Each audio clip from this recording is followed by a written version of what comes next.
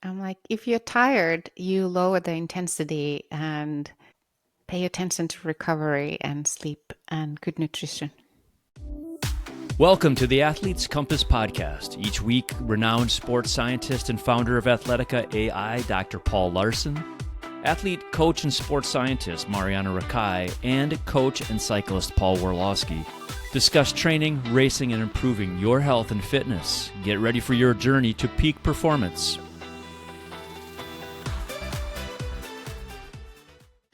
Hello and welcome to the Athlete's Compass podcast, where we navigate training, fitness, and health for everyday athletes. We're finishing our series on VO2 max with listener questions, and we've been getting some really good questions on the Athletica forum, as well as on our social media for the Athlete's Compass podcast. So please keep those questions coming, people. The first question from the forum comes from C. Gamio, who asks, should you be going all out on each interval or leave a little in the tank? I'm going to assume we're talking 30-30s. Related, what are the differences in adaptation and stress between the two highest zones, zone 6 and 7? All out for the duration of interval. So if you're referring to 30-30s, then you are going all out each interval, which is 30 seconds. It's different from going all out for 10 seconds, and it's different from going all out for 1 minute. You know, those power outputs will differ substantially. Like you can't do the same all out 10 seconds versus 1 minute. So yeah, so maybe it kind of depends what we're talking about, like all out, right? So if we actually go all out, that means sprinting, right? Like everything to the floor. So, and if you're going to do that over 30 seconds, well, we actually have that in the exercise physiology, exercise sciences. It's called a Wingate. So all out in a Wingate test is everything you got right from the get-go, and you're not even supposed to pace it. You're supposed to do all you can, and then fatigue across that. So that is not how we want to do these 30-30s, because if you do that in your 30-30s, you're not going to be around for the end, right? So there is definitely a pacing element, right? And that's kind of why we almost have the difference between zone 6 and zone 7. I think zone 7 is more towards the all out, whilst the zone 6 is more around the pacing element that you probably want to hold for these 30-30s. So yeah, you want to be, yeah, that would be my 2 cents on that one, MJ. yeah, and I wouldn't. Somebody wise has taught me that don't look too much of the power, like your power target, and like know where your target is in the ballpark, but be willing to go over if you have a good day. Yeah, absolutely. And this is why we do and this is the beauty of the velocity system, actually. This is why we do our workouts on velocity in an open fashion, not erg. So, and we get a lot of comments about this on the forum where, things feel like they're just a little bit off or whatnot. And that's because in the power context, we often get these prescribed with this precision of your power. And ultimately the brain, the body, the mind, it just doesn't work that way. Some days you're on fire and we're just, really able to kind of push that power out there. But other days you're feeling a little bit flat kind of thing. When you do these open, doesn't matter. You can just be how the body wants to be on that day. And that's probably ideal for adaptation. So that's, to me, best practice. So get away as best you can from doing your workouts in erg mode. Try to do them more open, where you're actually making targets. So you're actually like looking at the power output. And I was, did a strength endurance session today with MJ, and that was perfect for me. I was right. I was trying to do my low cadence work in my zone 3, between zone 3A and 3B. And, I was just visualizing that power grinding away. And, I kind of drifted in and out of 3A and 3B. And, a little bit of drift is just fine. It's like, that's good enough. Remember that, perfect is the enemy of great, right? So that's definitely good enough. And it's the same sort of thing for the 30-30. So when you're trying to pace these, and remember that the ideal I guess signal or stimulus is if you're still getting that same hit towards the end of your 30-30s as you are in the very beginning. So make that a little bit of a game for yourself. Look at what's in front of you. Think, okay, is that appropriate first and foremost, right? Because we do get some odd prescriptions sometimes. So make sure that, do a double check with your mind. Am I prepared for that? Have I done similar in the past where the progression is just nice?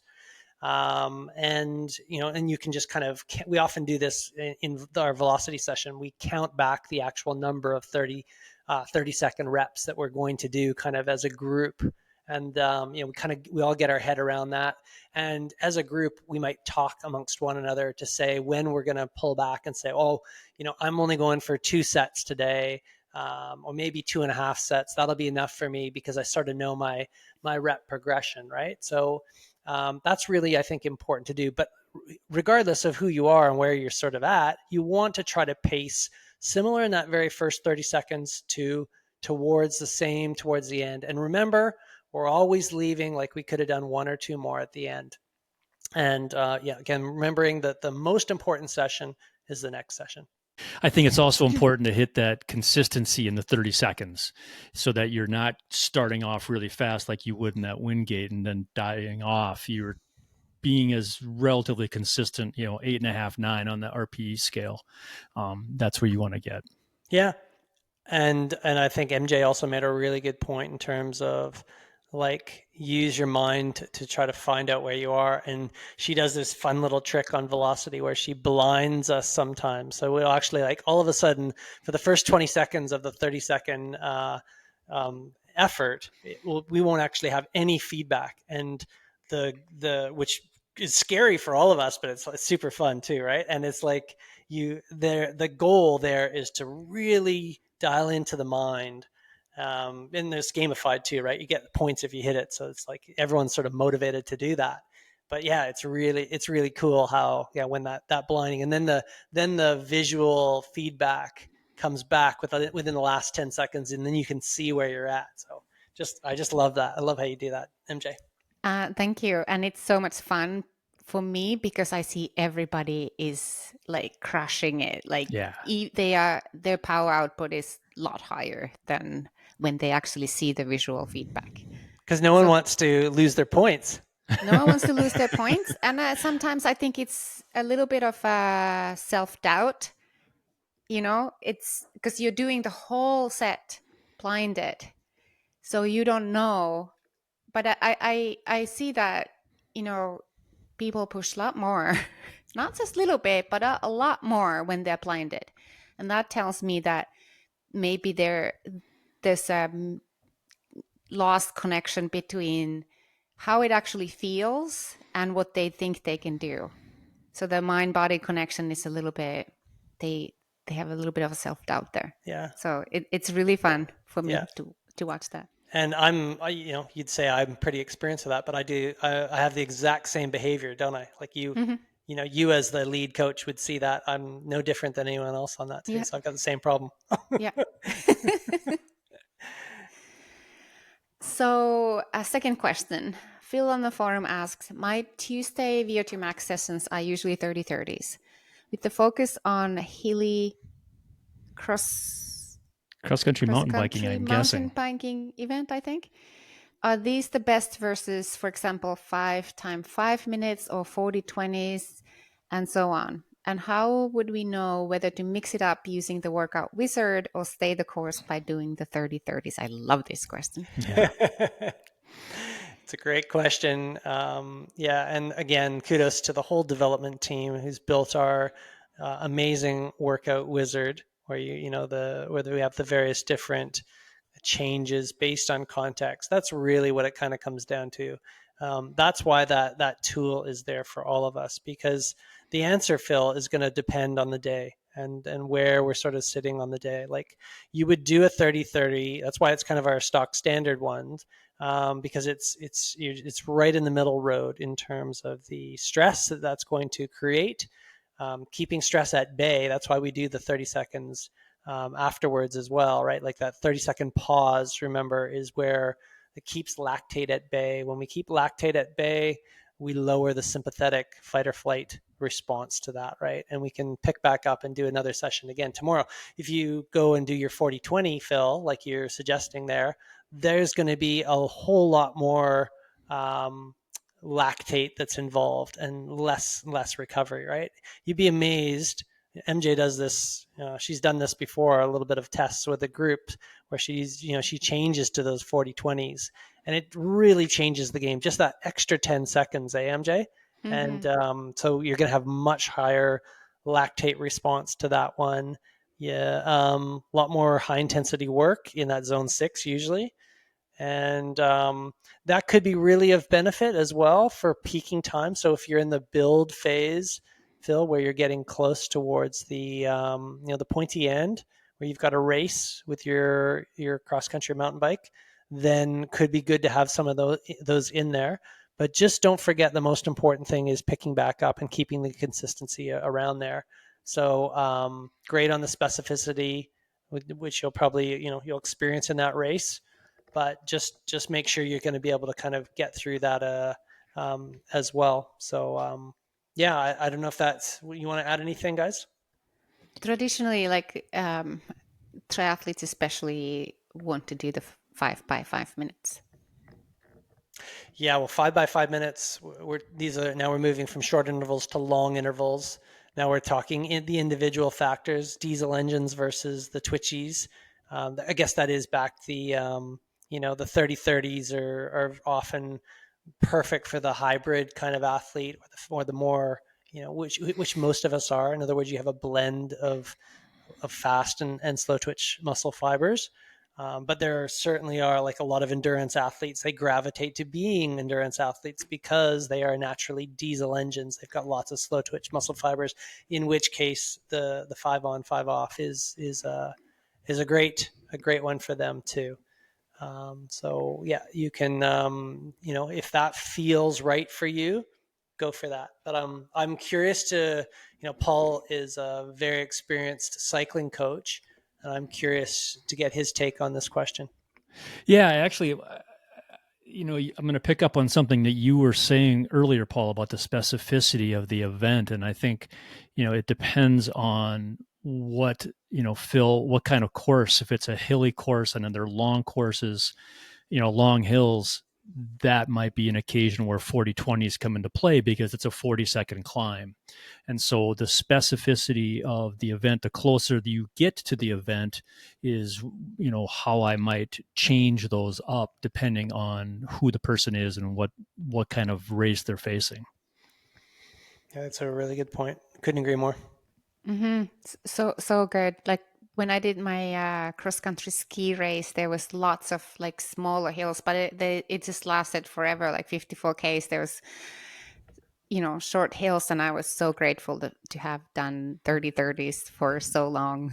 They just it felt like I was doing 30-30s all day long. Yeah. And I can actually, I mean, it's the same thing. Like I'm actually reflecting back to, meetings in the triathlon New Zealand, meeting room for the Rio Olympics, right? We had a number of athletes that were qualified there, and we analyzed that course. It was quite a hilly course in Rio, and we knew exactly the types of powers that were going to be required through those and the durations on those powers. So just like Paul's saying, do a really good analysis on the needs of that course, and there is some make sure that use the workout wizard to arrive at some level of specificity, especially as you're getting towards the pointy end. Probably talking about more like in the last 3-4 weeks. Within that time, that's when you really want to sort of make those sessions a little bit more specific to the demands that you are going to face. We get to geek out on this next question a little bit. Giuseppe85 on the forum asks, if VO2 max and long aerobic zone 2 run bike workouts activate the same AMPK cellular signals. If we're tired during a period changing the type of training from VO2 max to a long run would have the same gains, at least at the muscular level? There's a lot in this question to geek out on. You know what? I stayed away from the AMPK signaling stuff in the last episode that we did on the peripheral stuff. This is where it comes in, right? So, just to back the truck up again, you can review the last episode that we had when we talked about the peripheral adaptations that occur at the muscular level. We're talking about making more mitochondria. Well, what Giuseppe is referring to here with the AMPK, that is the signal molecule that actually is signal and telling the muscle to make more mitochondria. So, we're really kind of getting down to the granular level here, Giuseppe.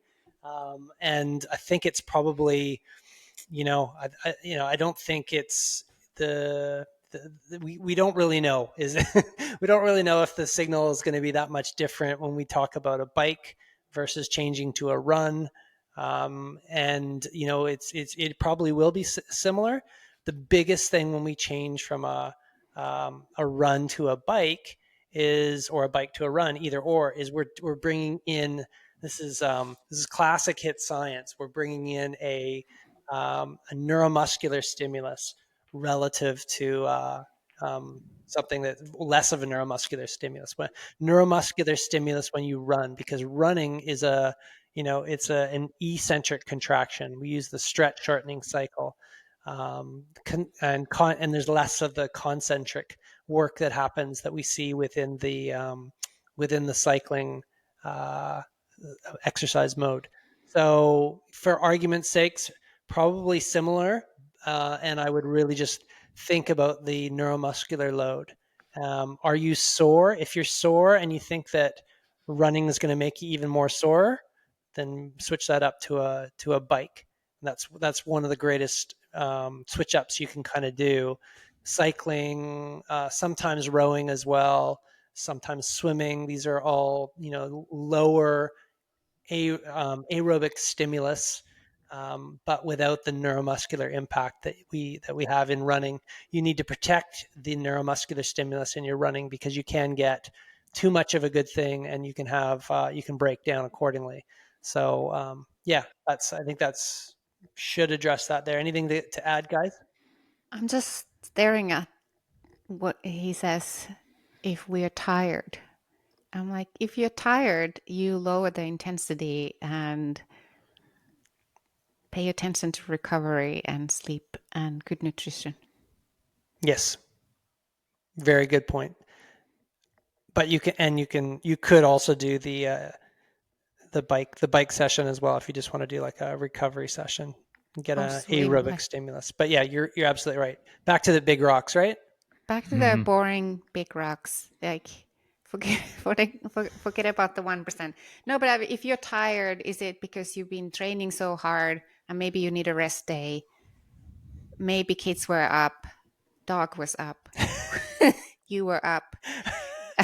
And welcome to MJ's life. Welcome to my life. What do you do? Like, you lower the intensity, do some soulful movement, yoga. Make sure that you get enough protein. Like, if you have muscle soreness that lasts forever, that could be indicator you're not getting enough protein. But yeah, chill, man, chill. All right, next question. Yeah, let's do it. Kimber and J.H. Buchholz on the forum ask similar questions about hill repeats while running. Here is Buchholz's question. For the running 30-30s, when picking out terrain, what is the most important aspect to consider? Is it that the interval be performed on a hill, as is suggested in the workout? Is it that the rest period be limited to 30 seconds? Is it something else, such as consistency, all intervals on similar terrain instead of a mix? What are the trade-offs of doing 30-second intervals with 45 seconds rest to ensure the intervals are uphill versus keeping the rest at 30 seconds and perhaps performing up to half of the intervals on flat terrain? Yeah, lots there. All, and it's sort of we've had a lot of the background info on the 30-30s already, which is great. And now we're kind of applying these in the context of running. Now, often with the 30-30s for running, and I know this workout in particular, it's we I know what he's talking about, and they're to be done up a hill, ideally if you have that in your surrounding geography. And yeah, you can choose any sort of gradient that you can find from 4% to 8%, and yet you're really trying to get a similar sort of stimulus by running up the hill. You're limiting the demand on the hamstring muscle, where if you're on the flat context, which is fine as well, but it's just you have to be a little bit more careful at that higher speeds with the hamstrings.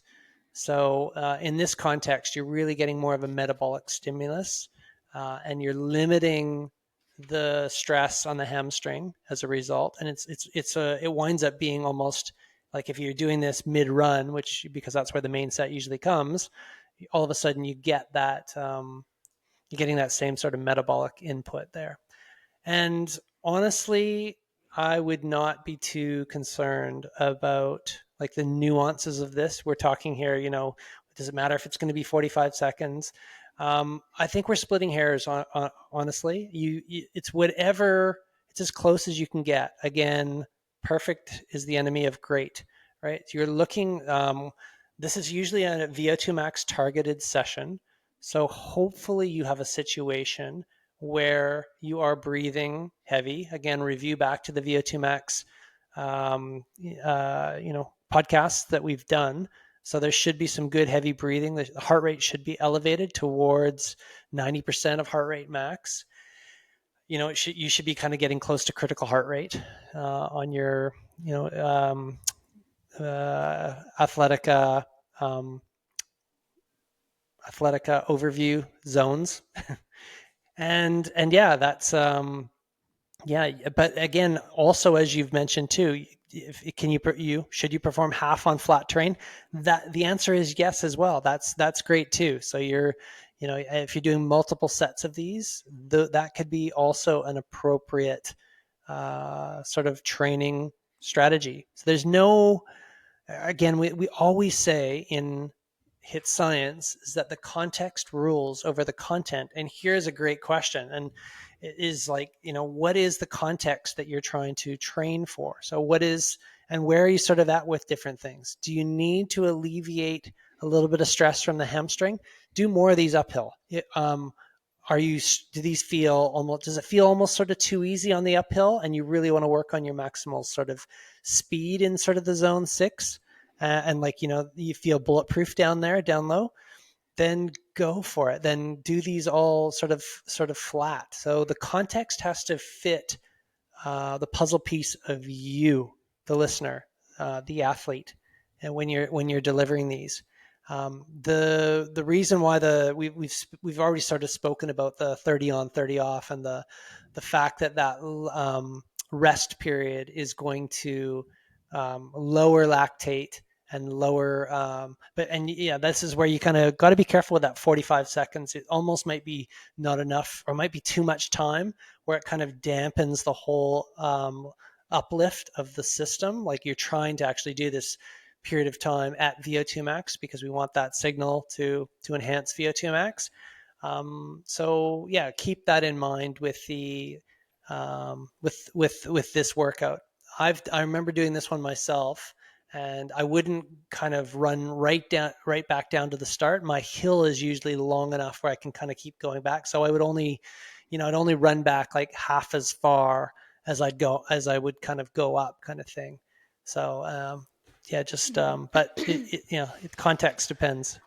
Okay, let's talk more about this because I know a lot of people are worrying that they're not doing this right. So what I do, I have a very short hill, and I get all the way to the top and a little bit on the flat, which is great because when I started doing these here at this hill 2 years ago, I just got to the top. So I'm getting faster, which is great.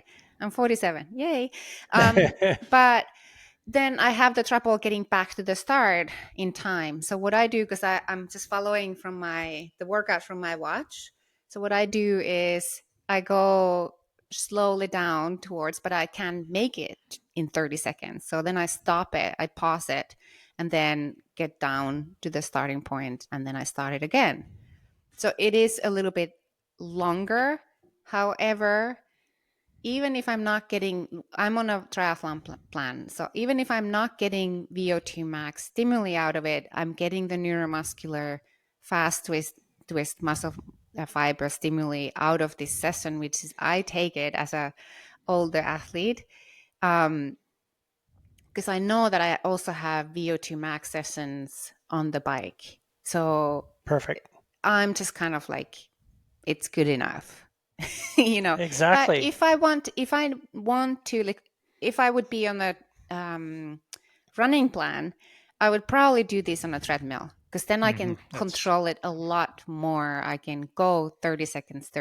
I just hop off, recover quickly, and then go again when the 30 seconds is done. So there are ways. Yeah, that's great advice.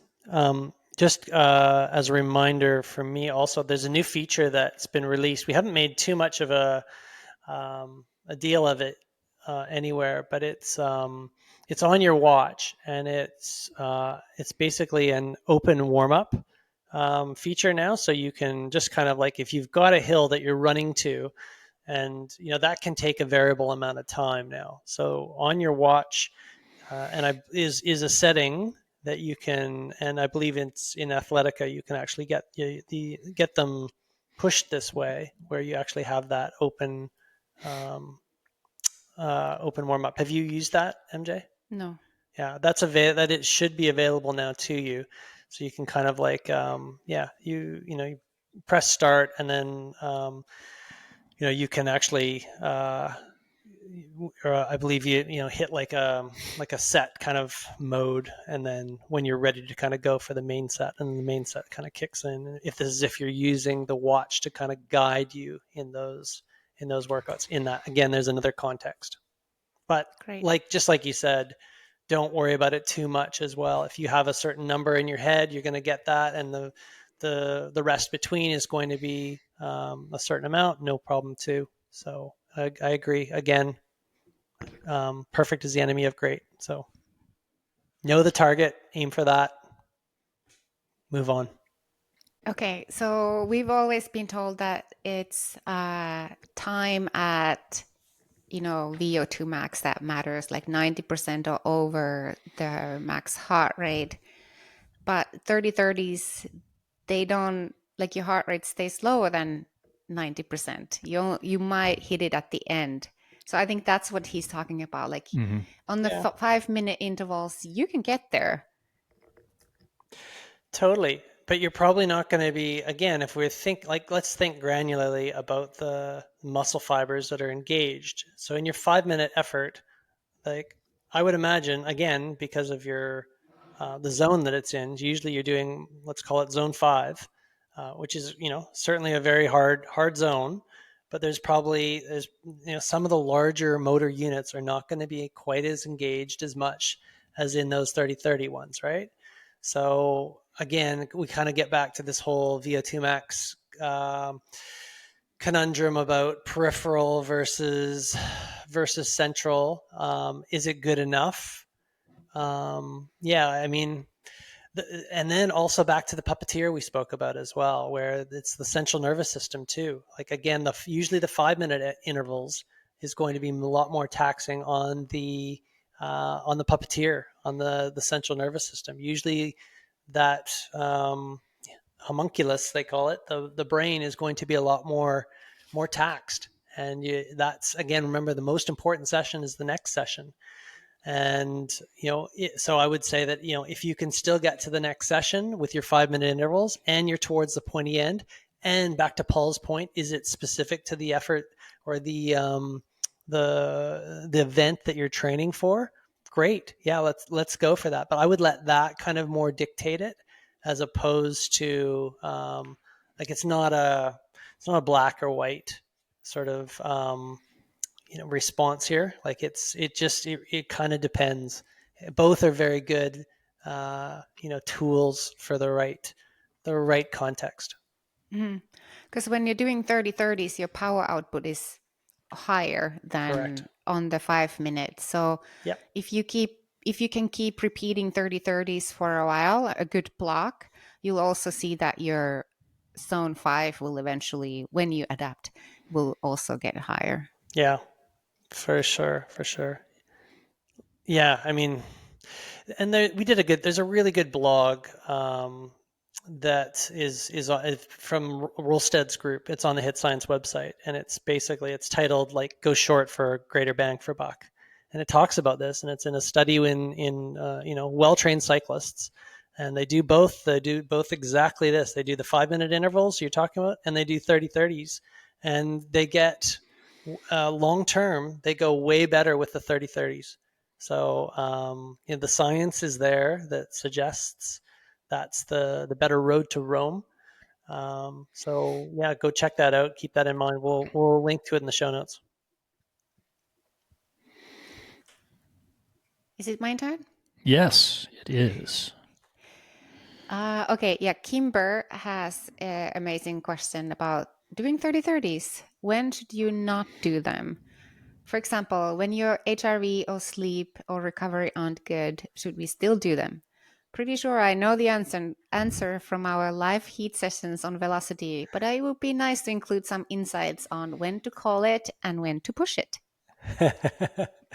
we we enjoyed Kimber's company this morning, and Kimber, so yeah, if you're rat shit, I like to call it, then you gotta basically call it there. It's like it depends, right? It's like it depends how bad is any of these sorts of things. You, the person, that's going to do these things, you got to make the call. Sometimes it's great just to show up and see how you go, right? MJ's had that experience multiple times, I know, where she's like, well, I'll just start and see, and then I can call it after. And lo and behold, sometimes you feel great kind of going through. But if you're like, again, I was mentioned already, I needed to take a rest day yesterday. So it's like I just needed that, and my body knew it needed that.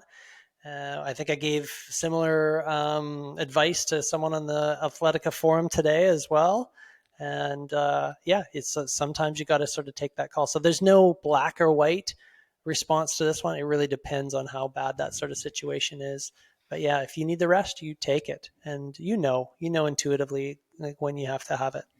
Oh, I hate that answer. Do you? Depends. Depends, because then you have this other person here talking to you on your shoulder. You're lazy. Are you really that tired? You're lazy. Yeah. I hate that answer, Paul. Okay. So give me two examples then. I agree. Give me two examples. When would you call it? When would you definitely take the day off and not show up for the 30-30? And when would you go forward? If I'm sick. There you go. If I'm sick and I don't have to lead a workout. Yeah.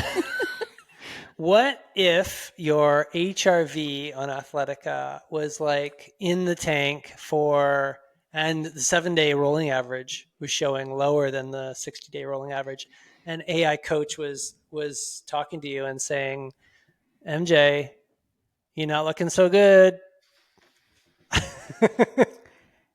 Well, I mean, you're right. Like intuitively, I know when a rest day is needed, but I'm committed to my group, right? So I can't always just take off when I need to.